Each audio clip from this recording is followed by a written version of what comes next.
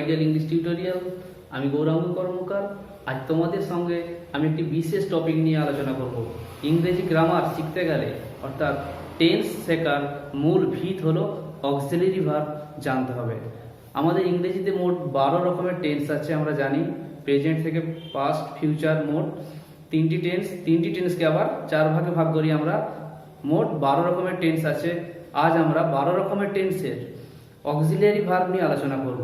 প্রথমেই আমি চলে আসব, দেখো আমি লিখেছি অক্সিলারি ভার্ব প্রেজেন্ট টেন্স, অর্থাৎ প্রেজেন্ট টেন্সের যে 4টি ভাগ, present indefinite tense, present continuous tense, present perfect tense ও প্রেজেন্ট পারফেক্ট কন্টিনিউয়াস টেন্স। এই 4টি টেন্সে কিভাবে অক্সিলারি ভার্ব ব্যবহার হয়, অর্থাৎ বিভিন্ন সাবজেক্টের পর অক্সিলারি ভার্বগুলো কিভাবে ব্যবহার হয়, কোন সাবজেক্টের পর কি অক্সিলারি ভার্ব ব্যবহার হয়, সেটা যদি আমরা আগে থেকে জেনে যাই, টেন্স আমরা খুব সহজেই শিখে নেব। যেমন নামটা না জানলে গুণ শেখা যায় না, সেরকমই অক্সিলারি ভার্ব না জানলে কিন্তু কোনোভাবেই তোমরা টেন্স শিখতে পারবে না। তাই অক্সিলারি ভার্ব তোমাদেরকে শিখতেই হবে।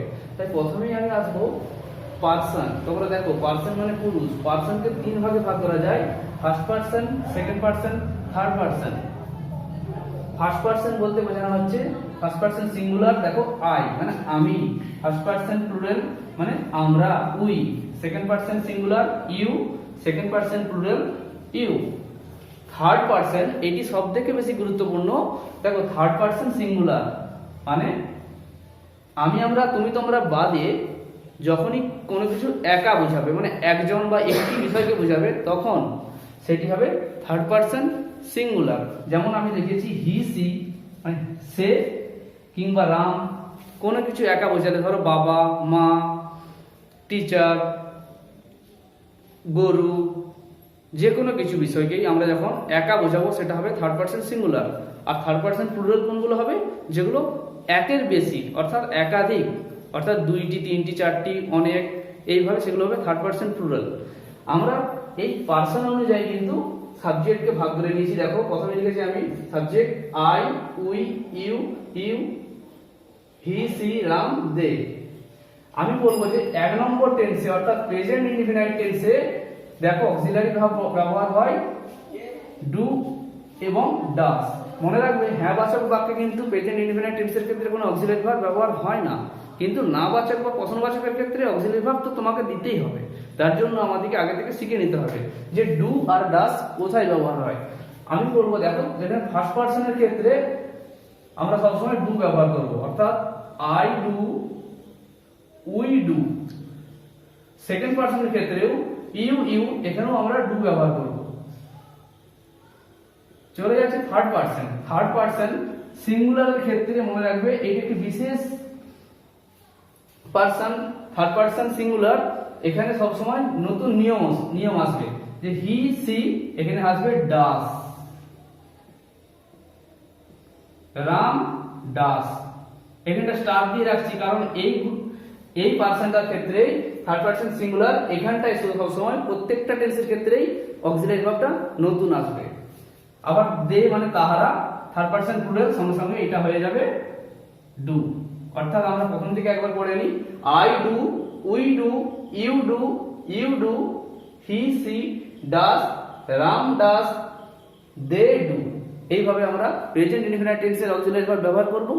এরপর চলে যাচ্ছি 2 নম্বর টেন্স, অর্থাৎ প্রেজেন্ট কন্টিনিউয়াস টেন্স, যেখানে অক্সিলারি ভার্ব হয় am, is, R. Am is আর কিভাবে ব্যবহার করব? আই হলে আমরা ব্যবহার করব am, I am, we are, you are, he, she. দেখো থার্ড পার্সন সিঙ্গুলার, এখানে দুটোতে আমরা ইজ ব্যবহার করলাম, এবং প্লুরাল হলেই দে, এখানে আর ব্যবহার করব। অর্থাৎ যেখানে প্লুরাল হবে সেখানে আর ব্যবহার হবে, আর সিঙ্গুলার হলে ইজ ব্যবহার হচ্ছে। শুধুমাত্র আয়ের ক্ষেত্রে অ্যাম ব্যবহার হবে। এরপরে প্রেজেন্ট পারফেক্ট টেন্স, অর্থাৎ 3 নম্বর টেন্স হ্যাভ অথবা হ্যাজ এর ব্যবহার, যেখানে আমরা ব্যবহার করব I have, we have, you have,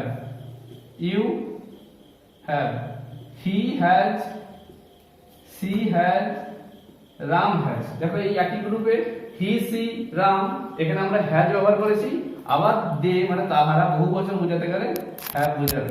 অর্থাৎ দেখো থার্ড পারসন সিঙ্গুলার ক্ষেত্রে শুধুমাত্র হ্যাজ বসেছে। এরপর 4 নম্বর টেন্স অর্থাৎ প্রেজেন্ট পারফেক্ট কন্টিনিউয়াস টেন্সের ক্ষেত্রে আমরা আবার অক্সিলারি ভার্বটা দেখবো। দেখো একইভাবে যেখানে যেখানে হ্যাভ বসেছিল সেখানে সেখানে হ্যাভ বিন বসে যাবে, আর যেখানে যেখানে হ্যাজ বসেছিল সেখানে আমরা হ্যাজ বিন বস করিয়ে দেবো। তাহলে সহজেই আমরা অক্সিলারি ভার্বগুলো ব্যবহার করতে পেরে যাব। সেখানে বসে যাবে, এখানে আমরা হ্যাভ বিন অলরেডি বস করিয়ে দেবো। কি হবে দেখো, have been, I have been, we have been, you have been, you have been, he she has been, Ram has been, আর সবশেষে আসছে দে মানে তাহারা। সেখানে যেহেতু এখানে হ্যাভ আছে আমাদের হয়ে যাবে হ্যাভ বিন। এইভাবে তোমরা দেখতে পাচ্ছ আমরা প্রেজেন্ট টেন্সে অলরেডি কিভাবে অক্সিলারি ভার্বগুলো ব্যবহার হয় বিভিন্ন সাবজেক্টের পরে সেটা কিন্তু শিখে নিলাম। এবার বন্ধুরা আমরা আলোচনা করব পাস্ট টেন্স অর্থাৎ past indefinite, past continuous, past perfect ও পাস্ট পারফেক্ট কন্টিনিউয়াস টেন্সে অক্সিলারি ভার্বগুলো কিভাবে সাবজেক্টের পর বসে, অর্থাৎ কোন সাবজেক্টের পর কি অক্সিলারি ভার্ব বসাবো পাস্ট টেন্সের ক্ষেত্রে। প্রথমেই চলে আসি দেখো পাস্ট ইনডিফিনাইট অর্থাৎ পাস্ট ইনডিফিনাইট টেন্সে দেখবে এটা একদম সহজ, সব ক্ষেত্রেই ডিড বস করিয়ে দেবো। পাস্ট ইনডিফিনাইটে সব ক্ষেত্রেই আমরা ডিড বস করিয়ে দেবো। আচ্ছা, পাস্ট কন্টিনিউয়াসটা একটু ভাবতে হবে। দেখো আমি স্টার দিয়ে রেখেছি, শুধুমাত্র আয়ের পর ওয়াস বসবে, আর থার্ড পারসন সিঙ্গুলার এখানে রয়েছে হি সি এবং রাম, সেখানে ওয়াস বসবে। অর্থাৎ আই ওয়াস এবং থার্ড পারসন সিঙ্গুলার থাকলে সেখানে ওয়াস বসবে, বাকি সব ক্ষেত্রে ওয়ার বসবে। পাস্ট পারফেক্ট টেন্সে দেখো সবই হ্যাড বসবে, আর পাস্ট পারফেক্ট কন্টিনিউয়াস সবই হ্যাড বিন বসবে। তো বন্ধুরা এইভাবে আমরা পাস্ট টেন্সের অক্সিলারি ভার্ব সম্পর্কে জানতে পারলাম। বন্ধুরা তো এখন আমরা ফিউচার টেন্সে অক্সিলারি ভার্বের ব্যবহার নিয়ে আলোচনা করব, অর্থাৎ সাবজেক্ট ওয়াইজ কীভাবে ফিউচার টেন্সে অক্সিলারি ভার্ব ব্যবহার হয় সেটা এখন দেখব। ফিউচার টেন্স 4 প্রকার: future indefinite, future continuous, future perfect ও ফিউচার পারফেক্ট কন্টিনিউয়াস। প্রথমেই আসবো 9 নম্বর টেন্স অর্থাৎ ফিউচার ইনডিফিনাইট। এগুলো খুব সহজ, দেখো তোমরা শুধুমাত্র ফার্স্ট পার্সনটা লক্ষ্য করবে, সিঙ্গুলার নাম্বার এবং প্লুরাল নাম্বার আই উই, এক্ষেত্রে শুধুমাত্র শ্যাল বসবে, আই উই শ্যাল, বাকি সব উইল, অর্থাৎ আই শ্যাল উই শ্যাল বাকি সব উইল। 10 নম্বর টেন্সে I shall be we shall be, অর্থাৎ প্রথম দুটি শ্যাল বি হবে, বাকি সবই উইল বি বসে যাবে। 11 নম্বর টেন্স অর্থাৎ ফিউচার পারফেক্ট টেন্স, সেখানে আমরা দেখব যে প্রথম দুটিতে অর্থাৎ I shall have we shall have বসবে, বাকি সবেই উইল হ্যাভ বসবে। আর ফিউচার পারফেক্ট কন্টিনিউয়াস টেন্সে I shall have been we shall have been, বাকি সমস্ত সাবজেক্টের ক্ষেত্রেই উইল হ্যাভ বিন বসবে। এইভাবে আমরা ফিউচার টেন্সে অক্সিলারি ভার্ব ব্যবহার করব। তো বন্ধুরা তোমরা আশা করি বুঝতে পেরেছো যে অক্সিলারি ভার্ব কীভাবে বিভিন্ন সাবজেক্ট অনুযায়ী বিভিন্ন টেন্সে ব্যবহার করা হয়। যদি তোমাদের ভিডিওটি ভালো লাগে বন্ধুরা তোমরা কিন্তু অবশ্যই লাইক দেবে এবং কমেন্ট করে আমাকে জানাবে, কোনো অসুবিধা থাকলে তোমরা জানাবে, আমি তোমাদের উত্তর দেওয়ার চেষ্টা করব। এবং পরবর্তীকালে আমি তোমাদের টেন্স নিয়ে আলোচনা করব, সেটি যাতে তোমরা মিস না করো তোমরা অবশ্যই সাবস্ক্রাইব করে নোটিফিকেশন বেলে ক্লিক করবে। তো বন্ধুরা বাই বাই, আর মনে রেখো love English, English will love you.